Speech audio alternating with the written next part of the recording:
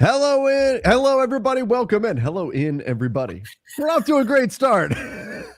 Welcome in to the NBA Front Office Show. It is Friday, and you do know what that means. Front Office Friday! We won't forget to put 5 on the floor. I assume you know what that's in reference to? You're talking about the tanking proposal that we've got here. No. It's the NCAA tournament. Fred Hoiberg ran a crucial play with only 4 defenders. Oh, I did see that. Not good. Baseball season started yesterday, so I did not pay attention to the NCAA tournament at all once that started. But I did see something about them putting 4 players out on the court. I had forgotten about that. And Iowa got an and one in the win. So yeah, my bracket in our group, I went into the day leading. I may still be leading, but my champion is now out. So I will not win our bracket group. So well, such is life. It's the way it goes. We've got a lot to talk about today. Yeah, we do. Get your questions, your comments in. From looking at the chat right now, most comments are asking us the same thing. Explain what the hell is happening with the NBA's anti-tanking proposals. They're kind of all over the place. Do that. So, okay, we'll start here. Hot take: expanding the lottery to 22 teams would be good for the NBA. Every team outside of the top 4 in the West and East could use the young talent, would motivate teams at the bottom every year to try getting better via trades and free agency. So the NBA has decided that tanking is a big, big problem. And we appreciate the super chat. By the way, anybody who hasn't done so yet, please make sure you hit the subscribe button. The NBA has decided that tanking is a big problem. And right now you have a third of the NBA just handing out wins every night to their opponents, right? So that's part of what we're seeing happen right now. The NBA saying this is not good for the league. Shams Charania reported 3 proposals that the NBA is going to vote on in May, one of which is going to go into effect for next season. Now, there can be tweaks to it, but one of these 3 things is going to change the draft and the way that it works and the way the lottery system works substantially. That said, Keith, we can get into the 3 specific ones, but diving into them, I looked at all 3 of them, and with each one, I was like, but then teams will just do this, right? Yeah. Like that. And I don't know if there is a solution that doesn't have a way for teams to game the system still. But as I was reading through all of them, I couldn't help but think, well, then teams they'll tank to this spot or they'll win this number of games. Whatever solution the NBA comes up with, I'm like, what teams will just find a way to game the system anyway.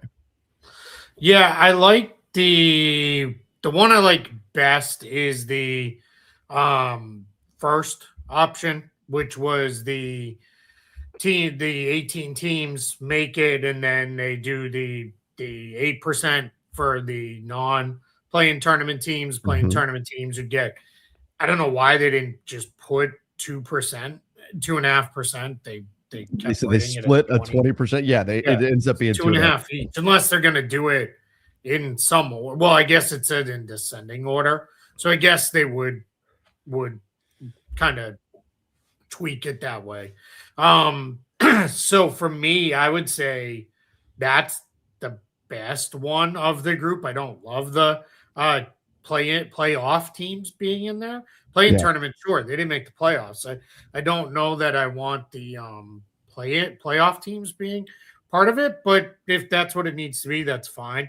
I do want to call out too, it was made very clear, these proposals, like they may tweak them, adjust them. These were just the initial 3 proposals. It's not that they must choose from one of these 3 or anything. I mean, they could say, you know what, I'm out. Like, we don't even want to change it. You know, it's all going to be a whole bunch of, stuff, but it's going to be, it's going to get changed. We know that. So that's the one I think I like the most. The waiting of the 2 years one, that was like option 3, I think, maybe, or option 2. I can't even remember at this point. Option 2 was the one that involved multiple years being. Yeah, that one, that's how the WNBA does it. Right. And it makes sense from the standpoint of, like, the Pacers, for example, would not be able to quote unquote stumble into a top pick. Yes. From that season after being in the finals last year.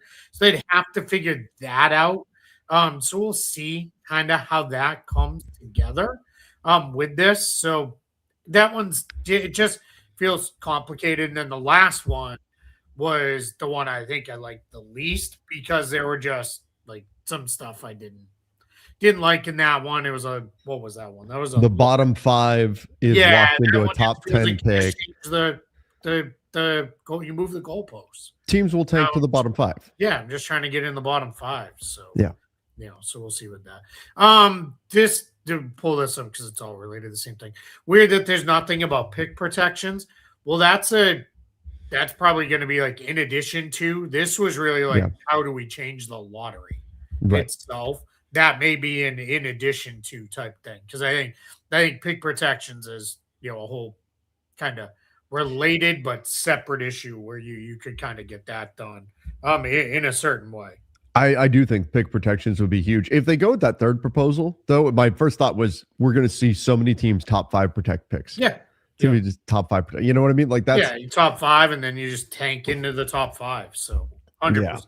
Yeah. And the other one that required a 20 essentially created a floor of 20 wins. Like even if you won 10 games, they would treat you as though you won 20 games for the multiple year and that proposal. Part I don't mind. Yeah, I don't mind that. However, how many teams would we see just slam on the brakes as soon as they hit 20 wins? Yeah, I think it was 25. Whatever it was at. Well, 20, 25, whatever they set the number at. I mean, what is it? Where are we? Let me pull up the standings here to see where we're at today. Because we had a lot of teams below 25, right? Yeah, I mean, like the Wizards, Nets, Pacers, no chance they're getting to 25. Right. Kings, no chance. Jazz, very unlikely. And then we'll see if even like the Mavs and Grizzlies even get to 25. So I kind of don't hate that one too much. I think 25's okay. I guess my bigger question with all of this is we know there's going to be unintended consequences. Yep. Is the cure going to be worse than the disease? Yeah, I think it. I don't think this is as big of a problem as apparently Adam Silver and the NBA owners think it is. I think it's in it. Yeah. What about teams that just suck? Yep. It does happen. That is, Keith, that's the heart of the problem. That is 100% the heart of the problem is that you have teams who are legitimately bad and you have teams who are pretending to be bad. Yep. And you can't differentiate between the two of them. And let me find the quote because Adam Silver did speak to that. He said, there is an aspect of team building that is called a genuine rebuild, a rebuild with integrity. The problem we're having these days is it's become almost impossible to distinguish between the tank and the rebuild. There's such a subtlety to this when incentives don't match. When we're now into it with coaches' decisions on lineups, when players come in and out of games, injuries, doctors going back and forth with each other, pain levels of players, that my sense is when I say fix now, yes, we need to do something more extreme than we did with those incremental changes the last 4 times we've made changes. So, and he's not wrong. We have seen some egregious stuff this year, but I think it's a combination of pick protections, a loaded draft class, and that's where it is. So, to this point, it has reached an egregious level. There have been 6 teams actively tanking for 3 months. I think if you go back and look, we often have teams tanking that long or even longer. Philadelphia went 3 years without trying to win anything. So it's like, let's see, where this goes. But I'm with you. I think it's been overblown how bad it is. So I think it's going to be, there. Let's pull this up. Crazy how expansion is a thing when half the league tanks. Half the league is not tanking. Over half the league makes the playoffs. Yeah. So stop there. Like it's not half the league. It's maybe a third of the league. But even then, a few of those teams, like the Bucks, aren't trying to lose games right now. Even if they do want to sit Giannis, like there's some teams that are the Pelicans right now are trying to win. Now they don't have a pick, but still. I don't think Dallas has really openly tanked. No, they're still trying. Yeah, they're just your normal bad team. Utah, Sacramento. Well, even Sacramento, they just stink. Sacramento's just bad. Terrible. Now, you could say lately they've been tanking, but that was like post-trade deadline. But yeah, the Jazz, even the Pacers to some extent, they were trying to win games early. It just fell apart on them. So yeah. That's the unfortunate side of it too, is that the teams that are legitimately bad get caught in the crossfire here. Teams that legitimately need the help to not stay on the bottom and need a top pick it seems like no matter what these proposals are, it's going to lessen the likelihood that they get that pick, either by diluting the odds or by whatever method they're gonna pick here. It's going to lessen the likelihood that if they are legitimately bad, they're going to get one of the top picks that could make them no longer legitimately bad. So the NBA's just got to be careful with how they balance this, and ultimately which path they go down for it. I do have concerns that it's going to go too far, and I also think that it's important that we remember that we're not saving the fans of these individual teams. It's not like, poor Jazz fans right now. Yeah. We need to make sure that their dastardly club stops tanking and does right by them. No, they're on board.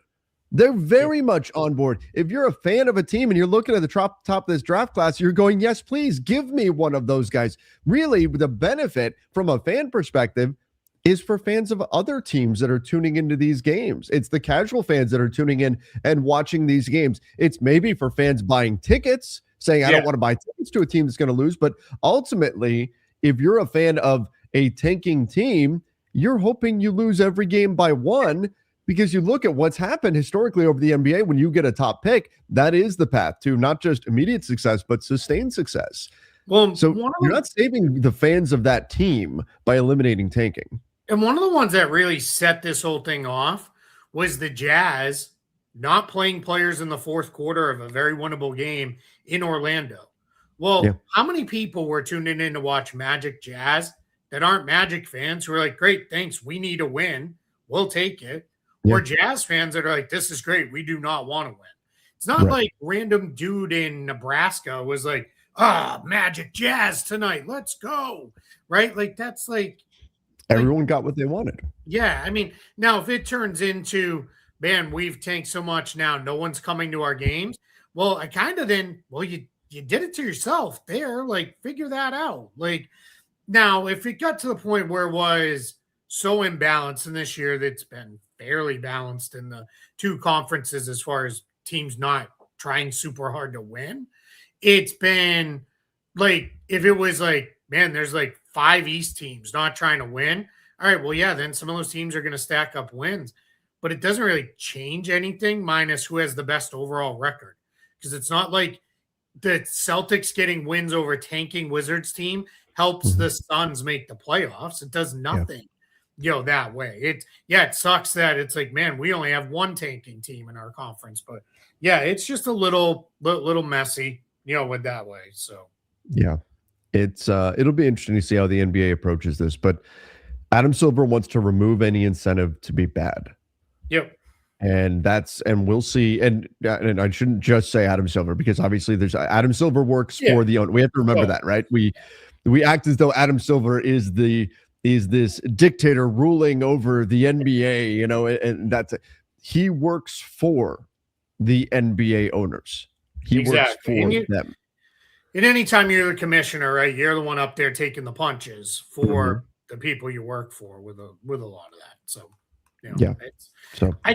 my thing is, I think we're kind of moving okay in the right direction here.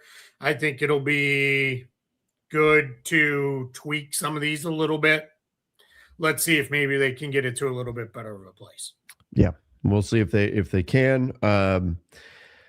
I think there's already been unintended consequences to the flattening of the lottery odds. My concern is we're going to get more, but we'll see ultimately where this goes. I mean, anytime it's funny for all of the, we need to change the incentives to be from losing to winning. None of this really did that. Minus the one that is the 2-year record kind of thing in a little bit of a way. Like, it's, maybe the idea is take that 25 game thing and plug that into one of the other proposals. Maybe that could be a way. I think you could take some bits and pieces of these. The other thing that struck me as a bit odd was the idea that they're using the play-in, which teams very much do not want to be in. They want to be top 6. They do not want to be in the play-in. But they're using that as the incentive to prevent teams from tanking by saying, hey, you're going to get lottery odds if you're 7th or below, but teams won't want to fall into 7th because it's in the play-in. The flip side of that, though, is it's providing a little bit of a silver lining to being a play-in team. And that's kind of interesting that one of the biggest takeaways is you would come out of it maybe not feeling as bad about being in the play-in as before. And I don't know if that's really the intended goal either. Yeah. I don't hate the idea in the first one of doing that flattened lottery odds, because trying to tank into the top 8 really starts to remove, all right, there's going to be 8 of the 14 teams are going to have the same odds. You kind of, maybe, in the last week, you're trying to get from 9 to 8. I don't think anybody would really care in the last week of the season. Heck, the teams that are good are going to start sitting guys here in the last week of the season to some extent too. So, it's just, it's a little tough. So, we'll see. I mean, a lot more to come on that, but that's the story of the day. All right, let's get into some of your questions, comments. Again, Friday's show is always your show. You guys throw your questions at us. We're going to do our best to answer them. What's good, NBA front office? Who do you think are the front runners for ownership in Las Vegas and Seattle? No idea. I don't have enough friends in that space or any friends in that space. I would like to. That would be nice, right? Some friends with yachts and things like that. Be like, hey, let's go hang out. But I don't know who those are. Apparently not LeBron. That's the biggest thing that we know. Not LeBron James. But it would. Yeah, exactly. Yeah, probably not there. Yeah, it's too early to know. I mean, people who follow that stuff a lot more closely than we do will probably have reporting on that fairly soon. Here, I'm guessing, because this is not going to be a long process as far as it may feel long, because some people are going to be like, I want to know we get an expansion or not, and they want to know tomorrow. You're not going to know that quick, but it may be a long process in that respect. But it's not going to be long in terms of it's years from now before we get an idea if this is moving forward. So, all right, let's go here. Regarding draft changes, did you know Dwayne Wade is the last player selected in the top 6 to win Finals MVP while remaining with the team that selected him with their own pick? Yeah, I instantly wanted to say that's not right because Jaylen Brown won Finals MVP, but it's with their own pick. Because that pick came from the Nets. And I guess Steph Curry wasn't top 6, so was he not? Yeah, he wasn't. No, right. Steph was not a top 6 pick. Yeah. Minnesota Timberwolves fans could tell you all about that. Yeah. That was the Ricky Rubio, Johnny Flynn draft. Yeah, I would say it's sure this is technically accurate, but that it wasn't like the Celtics traded for that pick on draft night. Like they had that pick going into the draft. Right. They knew that was their pick. But so, I mean, that's a little bit of, semantics here, but, sure. But sure. I mean, it's interesting. I know I did a whole long thing back when we were doing hashtag Nets pick every night for the Celtics, where it was, I was looking at it and it was like the history of the number 2 pick in the draft is just so rough. It's just really bad. And I wonder how much of that is just chance versus is there a real thing where hey, the top guy is the top guy and everybody can identify that. Then after that, there's enough variance to where it starts to get messy. I wonder how much of that is real versus how much is that just that's the way it's happened to play out and it's not an indication of anything moving forward. Yeah. Yep. Yeah, exactly. Knicks fans think they can't afford paying Cat and Mitch Robinson. Why? Yeah, it's just about how far into the aprons do you want to go? I just filed a piece this morning, should post fairly soon on Spot Track. There's 44 players left in the league who are extension eligible the rest of the season. Mitchell Robinson's one of them, and I wrote he should probably get the max extension he can get, which is it's the same as Austin Reeves pretty much. It's right at that same range where it's, you just call it 90 million because it's close enough. And I would give that to him if I was the Knicks, just to be on the safe side. 4 years, 88, 90 million and go from there. But yeah, it's we're in a little bit of a weird spot with this one because it's like I think Knicks fans are worried for some reason about like, are we going to be crazy? Over the apron, is that going to get us stuck? They've done a really good job dancing around that the last couple of years, including really timing out contracts and the like. And Robinson's such an important player, would not mess around with that. So, it's I would be careful. He's another June 30th extension deadline. Yeah, through June 30th. Yeah, anybody who's still extension eligible June 30th today is through June 30th. So that's where, and just to like remind people, that's where we could see, because people will be buzzing about free agency that during that time we're going to get some extension news, and people are going to say, "Wait, what? How is an extension happening?" Or they'll go the other way and just report it as a signing, because that's the other thing that happens, and people will be like, "What, did they jump the gun or whatever?" No, these guys can extend all the way till June 30th. I know if they extend on June 30th, that's when everybody's getting into free agency mode. But sometimes those two things do overlap, and it can be a little bit confusing. I even wrote it in the piece. There's this super weird about 6-hour window where it is this a new contract or is this an extension? And it only kind of matters for like nerds like us. The ultimate end is, where do we go with this? So it's there. But yeah, Mitchell Robinson has game-changing abilities. This is from, I'm not even going to read the whole name. I'd also hesitate to pay him over 20 million. Here's the challenge. 20 million's not 20 million anymore. Like 20 million is barely above the non-taxpayer mid-level. Like it's a little bit above that. I think Mitchell Robinson, for a Knicks team that has championship aspirations, 100%. And remember too, this is, yes, he may miss time, but this is your protection if Cat gets traded or leaves. And you don't get a center in that position. Now you have at least Mitchell Robinson, and then you reinvest some of the cap dollars into another center to pair with him. So I think 20 to 22 million is fine for Mitchell Robinson. I've noticed the general public, we tend to be like 2 to 3 years behind in terms of what we think contract value should be compared to what the new cap is. And that's just, I think, a sign of how quickly the cap, increases year on year in, year out. But we do tend to be, our perception of what a player is worth always seems to be a few years behind where it should be based on the current numbers, which, by the way, Keith, we didn't mention it last show, but the cap projection's down by $1 million. Down $1 million. Yeah, from 166 to 160. It's funny. It was initially 165, went up to 166. Now it's down to 165. We'll see, if it goes back up or not when we get there. In the NBA said the driving factors, it's the local media money. There's roughly half the league is run into issues with a bunch of problems with the local media money. All right, everybody, please make sure if you haven't done so yet, you do hit that subscribe button. Were you a How I Met Your Mother fan?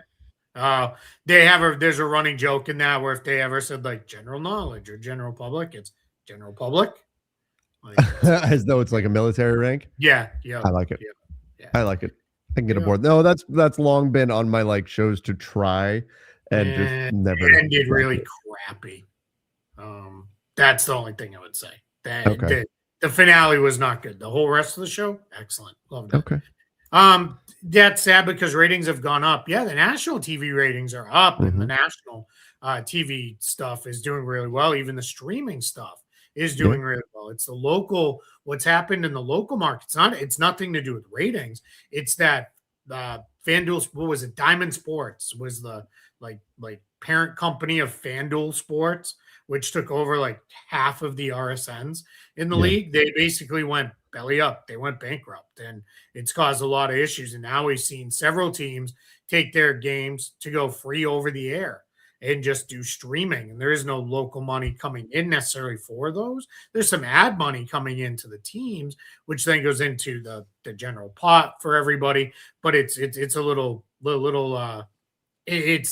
it's not replacement for what it was. So, and this is going to kind of continue. This is going to be one of the stories this summer because there's a lot of talk of the NBA taking a handful of teams, like local TV and just saying, this is, what we're doing now. Like we're gonna kind of control this and own it and run it. So someday we will get to the glorious utopia where every game is available in one place. Yeah, we'll see. All right, let's go here. Keith, talk me down off a ledge. Should we be concerned with Jaylen Brown's Achilles tendonitis weeks before the playoffs? The A word is scary.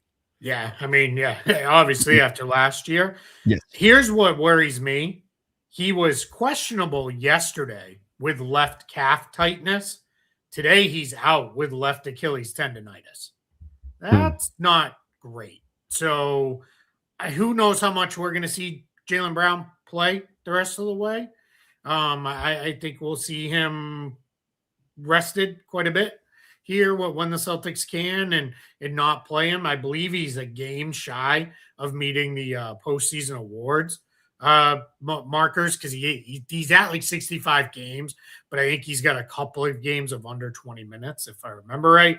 But he's close either way. I think he'll get there, and then we'll see where it goes. So it's this is it's not great. Good. Let's just put it that way. You certainly don't want to have it. But if it's more of a there's a little something going on and we're going to keep an eye on it, then kind of is what it is. All right. Did the Lakers dodge a bullet on this version of Dorian Finney-Smith? Also, do you guys think the Rockets let him go and he comes back to the Lakers next year? LOL. So why would you want him back? Yeah, why do you? If they dodged a bullet on him, why do you want him back? That doesn't make any sense. No. And he is still under contract next year. I did think, and we talked about it at the time when the signing came in, was that we thought the Rockets did a great job protecting themselves in case it didn't work out with Dorian Finney-Smith. Yeah. He's under contract next year at $13.3 million. Obviously, it hasn't worked out. But the downside, like right now, the Rockets have got to be looking at the contract and saying, thank God we did what we did for years 3 and years 4. And that is a huge help in mitigating the damage done by this contract right now. So did the Lakers dodge a bullet? Yeah, I think they probably did here. Would the Lakers have given him this contract? Probably not. It probably would have just been 3 years guaranteed with a 4th-year player option, and then it's Jared Vanderbilt all over again with his deal, right? So, in a way, yes, but again, they also were like, if they knew they could get DeAndre Ayton, would they have just said, "Well, we're okay with that, and we're going to get DA"? I don't know exactly how that all played out. But yeah, I mean, I'm sure if the Rockets had to do it over again, they probably wouldn't sign Finney-Smith. Yeah, and it's worrisome to me that we're still like lingering ankle stuff still going on with him. Like that dates back to over a year now of dealing with that, and he is on the other side of 30. 30 is no longer what I don't know what the new marker is. I was talking with some people on this, and they were like, some people who do more studies of that stuff. 30 that's a big project. 24. Yeah, well, that's a project they're going to really work on this summer is finding like what is the line now? Because like LeBron's obviously a ridiculous outlier. He's an outlier, yeah. But he's not like so far of an outlier that it's like, well, yeah, no one else will play that long. I mean, KD's 37 and still playing at a high level. Stephen Curry still playing at a high level, late in his career. It's funny. They moved, right? They went from the over, over 32 rule to over 35 to over 38. Like eventually I do think that'll end up being like the over 40 rule. Because if guys are still good enough to be near a max contract when they're 37, 38 years old, you might as well move that along. So yeah. And then a couple people are shouting out like, yeah. And then there are some guys who are like old 30s and old 25-year-olds. Like, it happens. So, but yeah, that's just interesting. Be interesting to see what, like, do they figure out what makes a player an old 30? Is it like a specific type of player? Like I instantly think about small guards that are very reliant on athleticism. Is that does there become a player archetype that is associated with that, whereas certain ones we determine do better at playing into their 30s or high 30s and things of that nature? So yeah, and I'm not going to get on my soapbox on this again. I've done it here, I've done it other places where it's the amount we put on basketball players, really all the athletes from the time they're 6 years old is insanity. Like, it's crazy. There's a reason a lot For of the the rest of the mileage. world is like, yeah, what is wrong with you people? Like, why are you playing kids 8 to 10 games in a weekend? Like, it's, like, and they talk about all the time. These guys come in to the league and they're getting their initial medicals done, and they're like, holy crap, this guy looks like he's 35 years old already because the amount of mileage that's already been on him.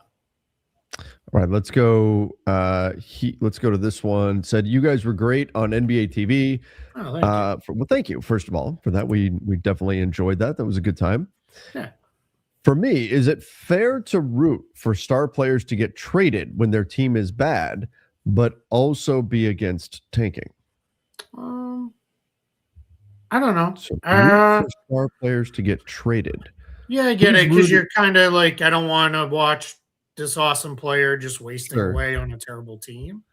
But by trading him, you're probably leaning into tanking more. But I get it, because it's more, I think it's more of a, hey, you got the star player, like, be good, right? Like, I think that's what you're really coming around to. It's like, you landed Wemby, now get the guys around him and try to be. We think of the Bucks, right? Who they tried to be good. It worked. They won a championship, but now they're in a spot where they're I don't know that they have a path to be good again. That's more the situation that we're talking about. When teams have tried to be good, maybe they had their run and just their life cycle as a good team is coming to an end. Yeah. And that's where change is needed.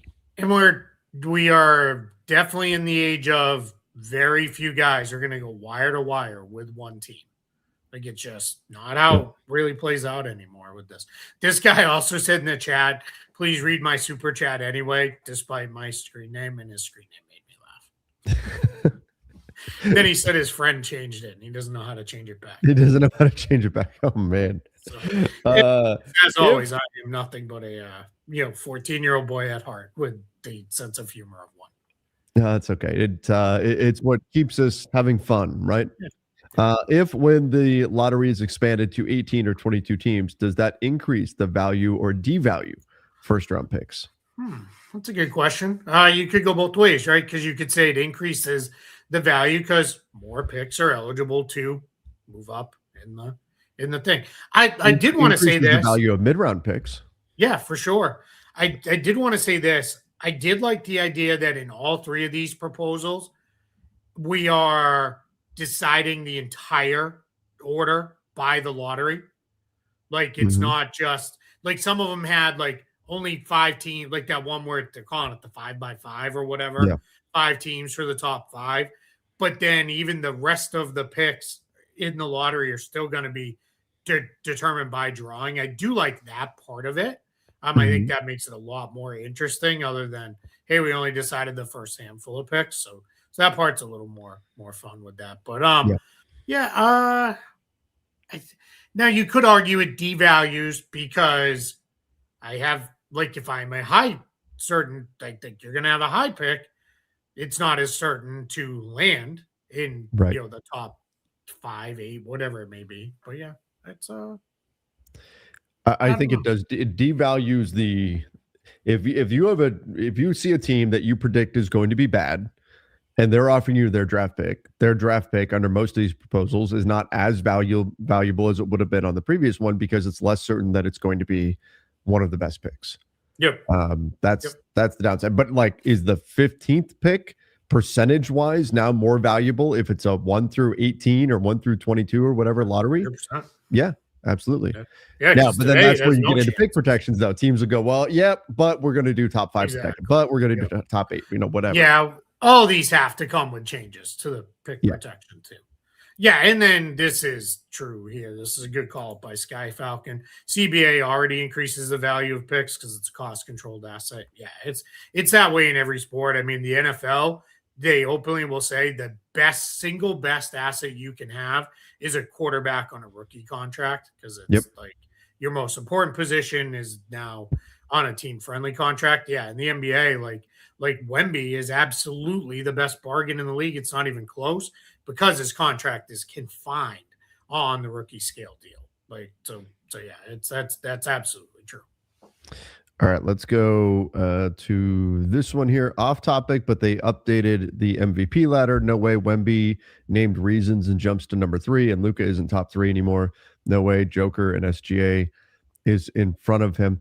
I don't know. Like, does the MVP ladder matter? No, I don't think so. Does just one guy's opinion. It's one guy's opinion, and here's the thing. Rankings. Here's the thing. When I look at stuff like this, right? Like, okay, let's say he makes Luka number 2 on the MVP ladder.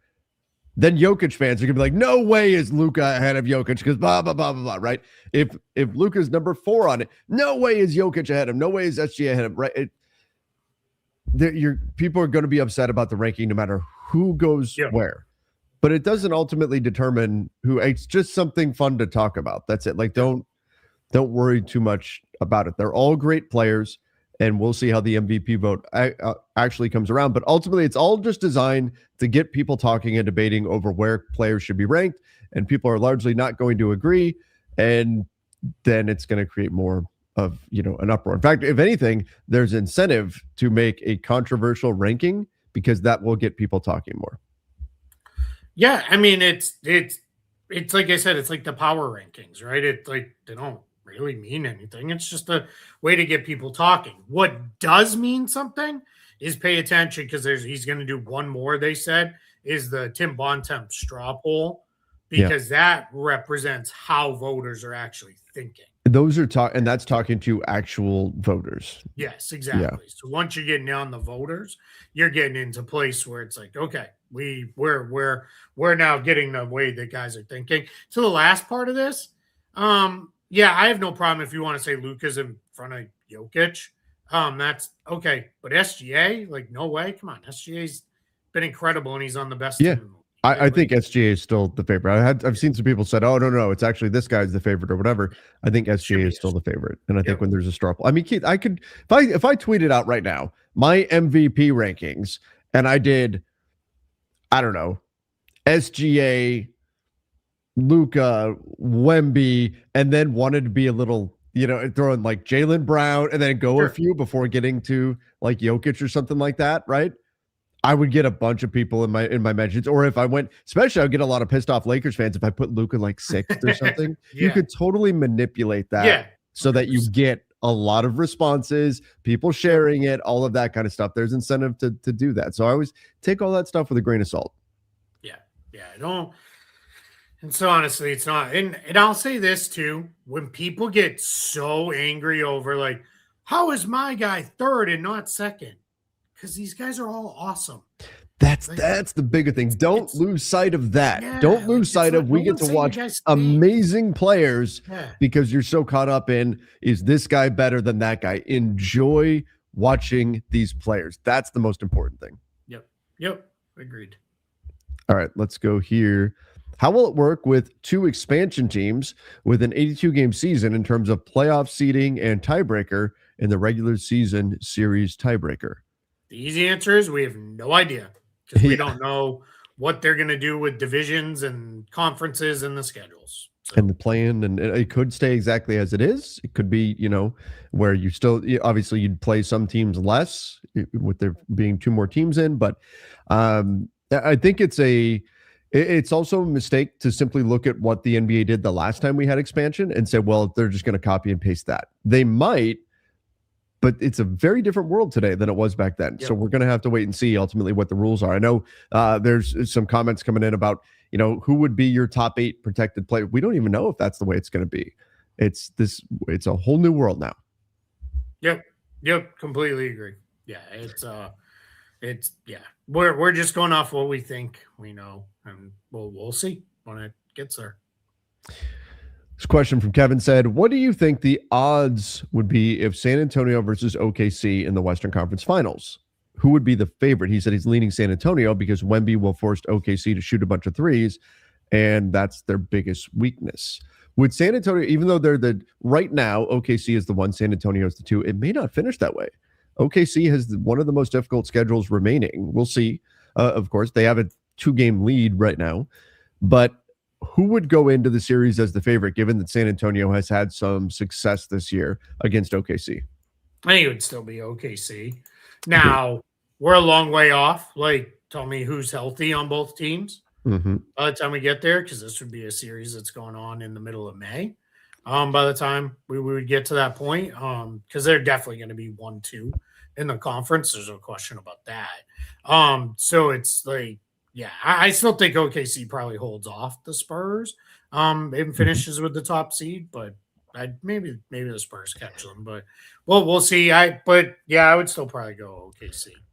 I think the most likely outcome is the West finishes exactly as it is right now.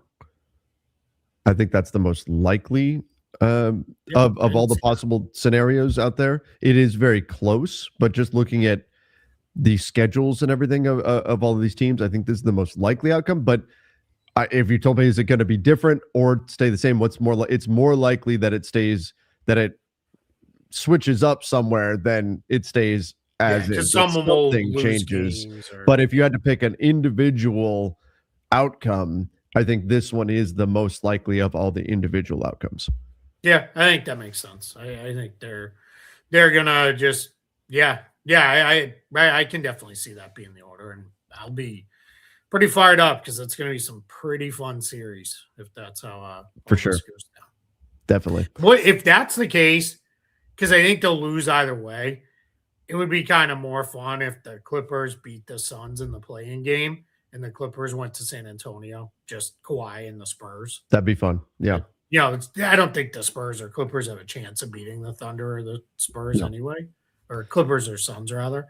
So yeah, I'd just rather Kawhi against the Spurs would be fun.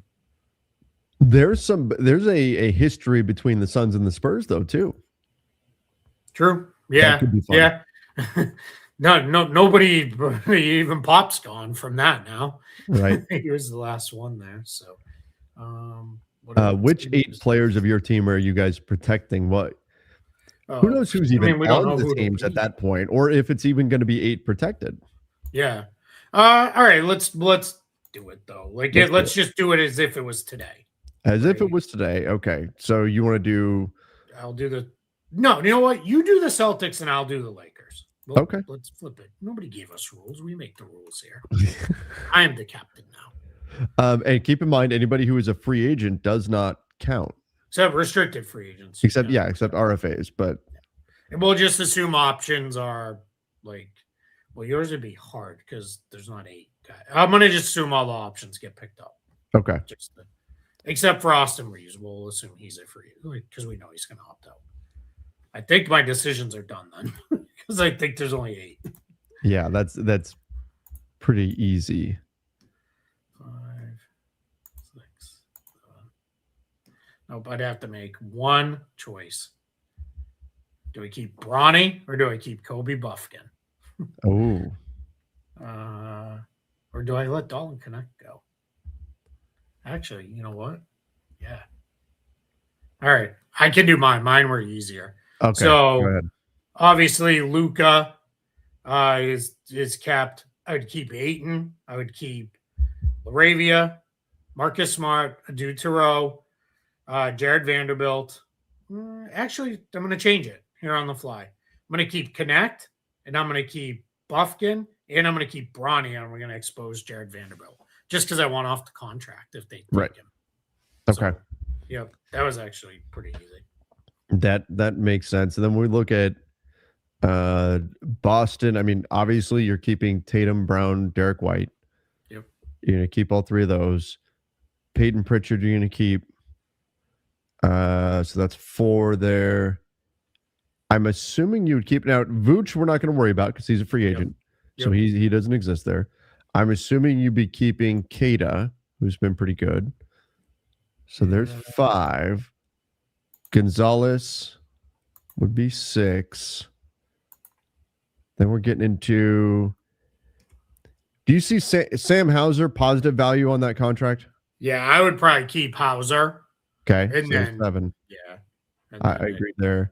Yeah, and then I'd lean towards Jordan Walsh as the 8th guy. Walsh or Garza. Yeah, Walsh or Garza, and I kind of lean Walsh, especially when you factor in age. Yep. That's probably exactly where I'd go to. Okay. Yep. All right, let's do this. Did you see the Athletic article by Varden said if Silver catches you tanking, he can move your pick to the 14th, the end of the lottery, or 30th, end of round 1.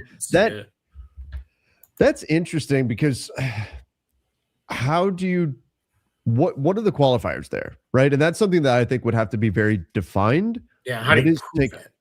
Yeah, how do you prove that the team is tanking? How do you prove that guy stubbed his toe so badly that he cannot play versus he's fine and they're just holding him out in order to tank?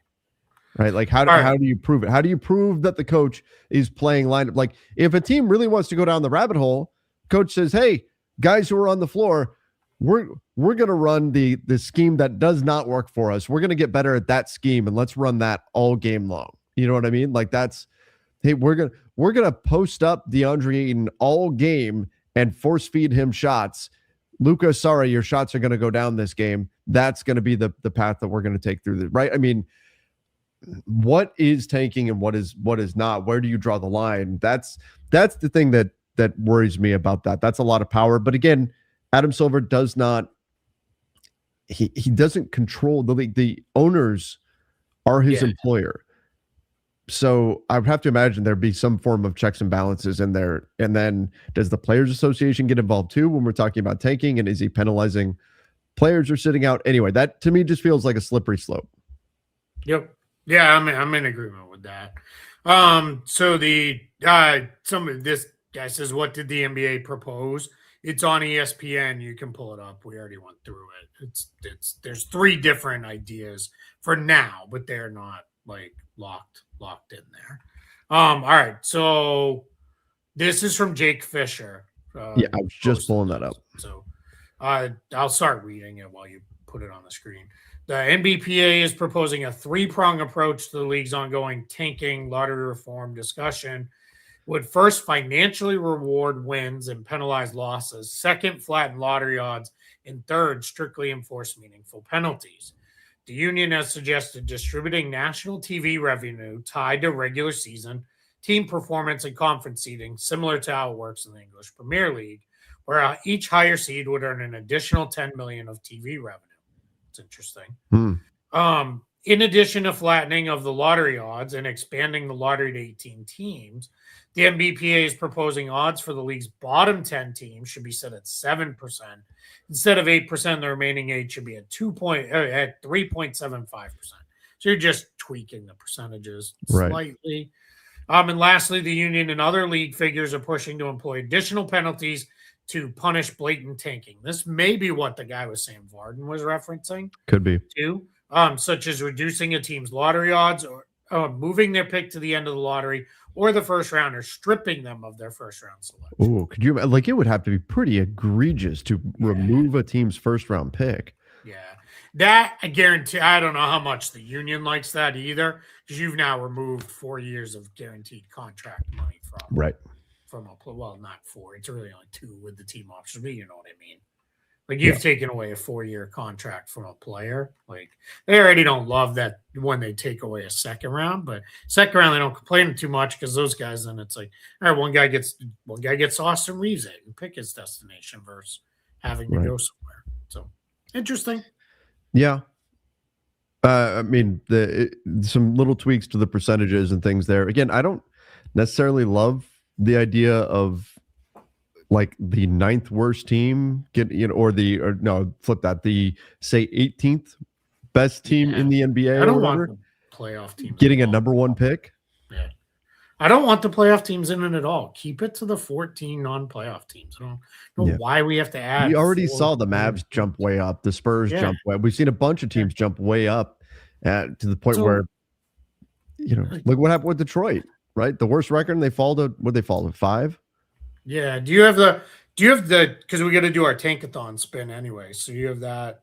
Yep. If you pull that up, let's look and see because I'm curious about something with this. Okay. So scroll it down a couple more so we can see who is 17 and 18. All right. So Philadelphia right now. Yeah. Like injury play, ignore the part of where the pick goes to OKC, right? Because we wouldn't be talking about that.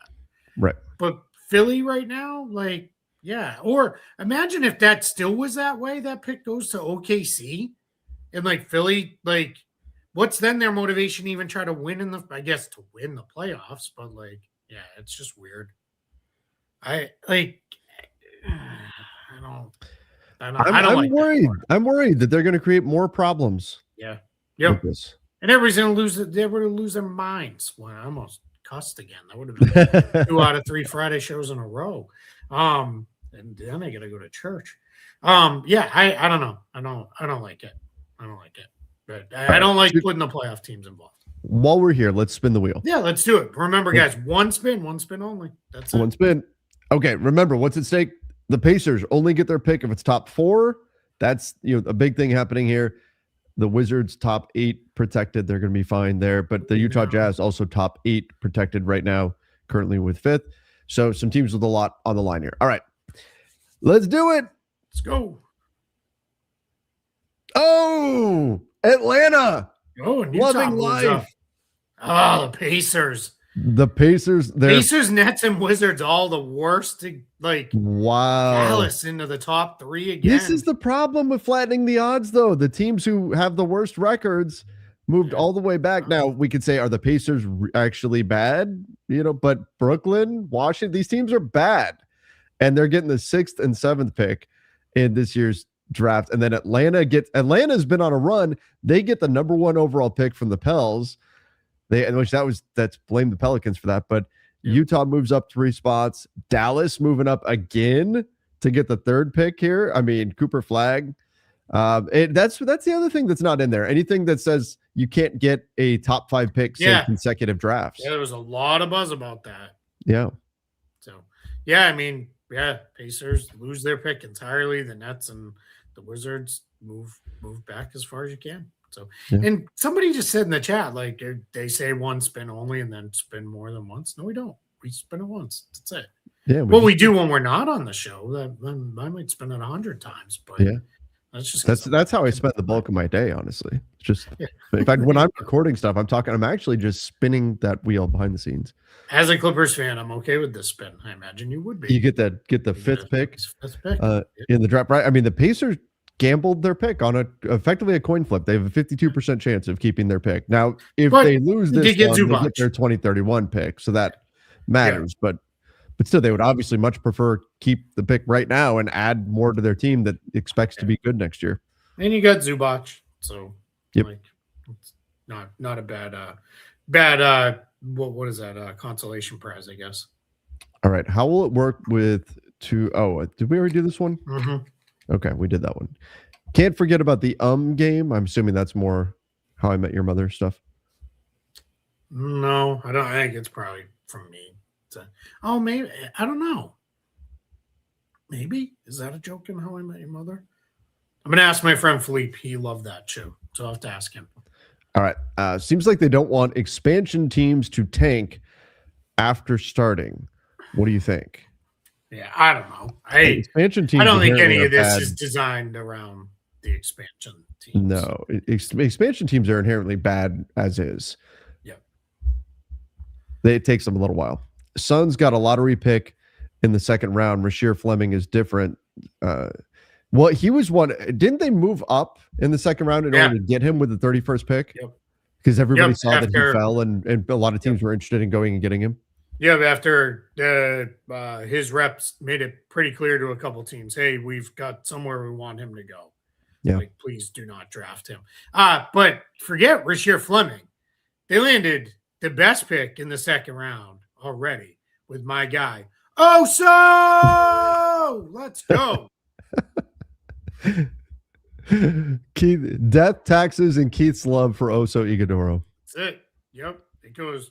My wife and daughter are tied for number 1, and number 2 on the list is Oso Ighodaro. Trevor, I'm concerned about the Lakers being a 1st-round exit again. I mean, there's a lot of talent there in the West. They could lose to Houston. They could lose to Denver. They could lose to Minnesota. Any of those teams that they play. Who do you want to see least? For me, and it varies depending on who you ask, but for me, it's Denver because they do the damn magnet ball thing. Well, they'll go 8 possessions where they just don't miss, and everybody on their team hits ridiculous shots. Yeah. So for me, it's Denver. they have to rely on their starting five a lot and no help from the bench. I don't think it's like last year we saw them play 5 players in the second half against the Wolves. I don't think it's that anymore. Jackson Hayes is significantly better than he was last year. That matters coming off the bench. They picked up Luke Kennard. There are some series where physically he may be a little bit difficult just if the speed and physicality of the game picks up. But you also have Rui Hachimura. He's going to be in the mix as well coming off the bench. And then I don't know how many minutes Jake LaRavia gets. A lot of it's probably going to be dependent on does he figure out the jump shot thing, which has been weird over the next remaining 9 games. But I don't think we're going to see JJ leans into the players he trusts. He banishes the ones that he doesn't. But I don't think that his circle of trust only has 5 players in it like it did last year. I think there are more players that he's going to trust in the postseason. That doesn't mean he won't shorten the rotation. He absolutely will because everybody does. But I don't think we're going to see just 5 players on the floor again. If he's going to shorten the rotation, we're probably at least going to see a 7-man rotation. So I can't imagine Rui Hachimura and Jackson Hayes being out of the rotation at any point. So we will at least see a 7-man rotation come playoff time. Yeah, I mean, I'm looking at like what they finished with last year. So and this is just strictly the last game they played. But it was Vanderbilt, Vincent, Kleba, Hayes, Goodwin. The only guy of that group that probably gets on the floor this year is Hayes. And he'll play behind whatever minutes are available behind Ayton. So yeah, I think they're in a lot better shape this year. Yeah. And that's not to say they have the depth that they need. Yeah. But they're deeper than they were last year. Yeah, for sure. Jazz said, "Can you explain what a cap hold is?" He also said, "I'm a doorknob." Okay, doorknob. I mean, you insulted yourself first. I'm gonna jump in on the train here. So a cap hold, what it is it's meant to be a placeholder for a potential salary a player may get. Sometimes it's way out of whack with what a player may get. But for example, Austin Reeves, he opts out. He will have a cap hold of, just call it $20-ish million this offseason. So when he has that cap hold of $20 million, that means the Lakers can't, let's say the Lakers have $50 million in cap space. They can't spend $70 million and then re-sign Austin Reeves. Mm-hmm. His $20 million would count towards that $70 million, leaving them with $50 million in cap space. And why the idea there is they don't want you to spend everything you have, then re-sign your own guys over the cap. There, you have to have some mechanism to hold those bird rights to be able to play those guys, above the cap. So that's what it does. It's just a placeholder of a salary amount. Sometimes it's way off. Sometimes it's way higher than what the guy gets. Sometimes it's way lower than what, like Reeves is not. He's not going to get $20-ish million. He's getting 30 or 40, when we're done, all said and done, probably closer to 40. So that's going to be where that goes. It's setting aside money, earmarking money that you cannot spend because the league is anticipating you're going to bring that player back. The only way that you get that money is if you say, no, we're not bringing that player back. Like you relinquish their rights. Now you could still sign that player in free agency. You could, I don't know. I mean, keeping Washington as an example, he would never, ever do this, but they could renounce his cap hold and then sign him using cap space for $15 million and have a difference of the extra $5 million, right? Like that could happen. But but you're also giving up the ability to spend the money that you have and then go over the cap to sign the player because you would lose their bird rights in that scenario. So it's just setting aside money. So the NBA doesn't want you being able to spend. They go, oh, all these guys counted as zero this whole time. Now we're going to go sign another $100 million worth of players. Yep.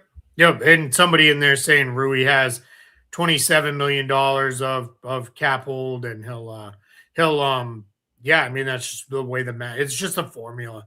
If you have full bird rights on a player and they are above the average player salary, it's you take their salary times 1.5.